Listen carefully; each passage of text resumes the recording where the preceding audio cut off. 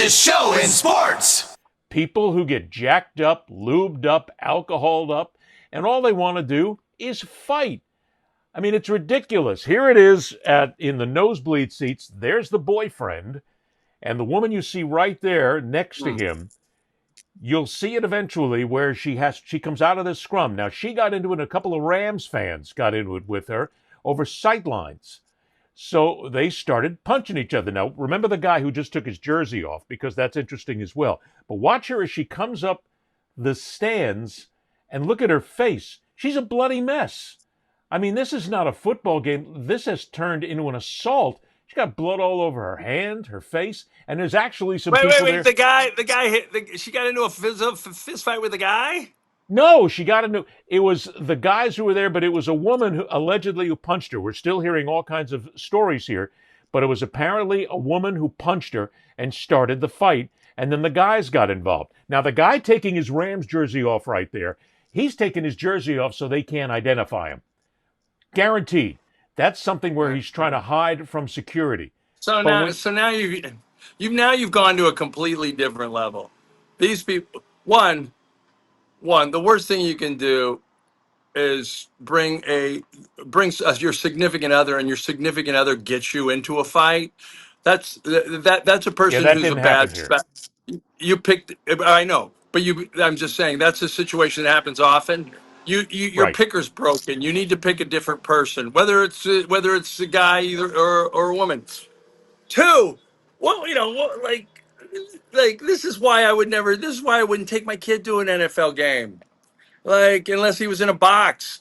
There's enough violence on the streets to seeing this. I mean, fact that there's people who walk into bathrooms and don't come out of the bathroom until after they've been knocked unconscious during a fight in the bathroom, like at guys' bathrooms. Happens a few times a season in the NFL. Nobody really knows about it, but they all show up as assaults in the stadium log. It's an awful thing. There's all kinds of this board behavior. That's the problem. But that doesn't have anything to do with we're a sick society. We're a sick society. Philadelphia. Yes, we are. They beat a guy to death in Philadelphia about 15 years ago, outside veterans, outside the old stadium. Veterans Stadium. Outside the old Field. stadium. Yeah, it's just,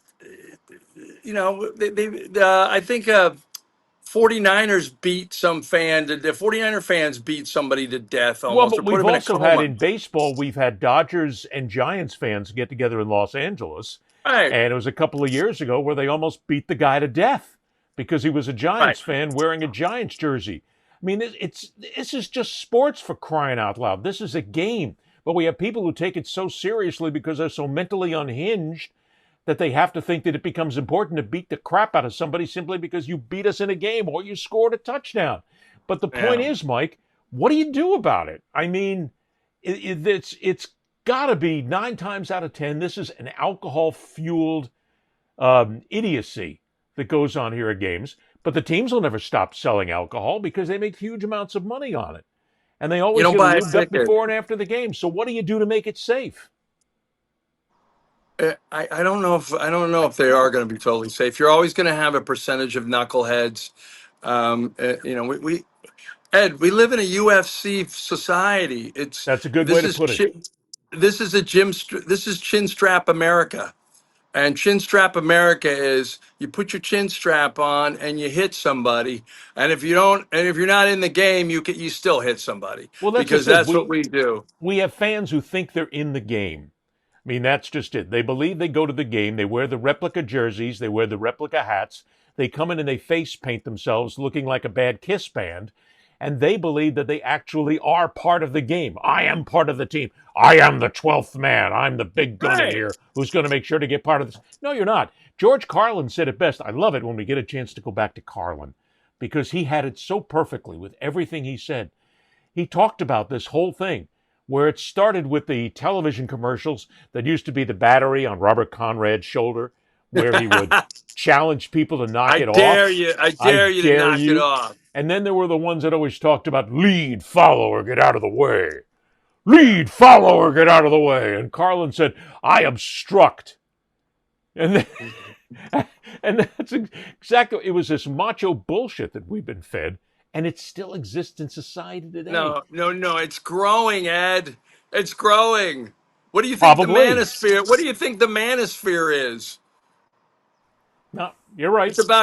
It's about going to UFC fights. It's about Dana White welcoming home the Tate brothers, guys who are going to be on trial for sexual trafficking women to other countries to have sex with them and be slaves. This is our society, Ed. Yes. We are a sick, demented society. It's why there is political violence. It's why there's fan violence. You're right. Everybody's got to pick a team, pick a side right now. The one thing that I think would really be helpful if you wanted to curb some of this is if you got some of the players uh, on opposite teams, the rivalry teams, and did commercials and like, you know, we go toe to toe for whatever 60 minutes on Sunday, but after that, we'll go to dinner. I'm I don't like, think it'd make a difference. Wouldn't make but a you'd be difference. surprised. You'd be surprised how depressed the psycho fan would be to see the players meeting up in the locker rooms afterwards and on opposing teams and discussing dinner plans, and so their wives can meet each other.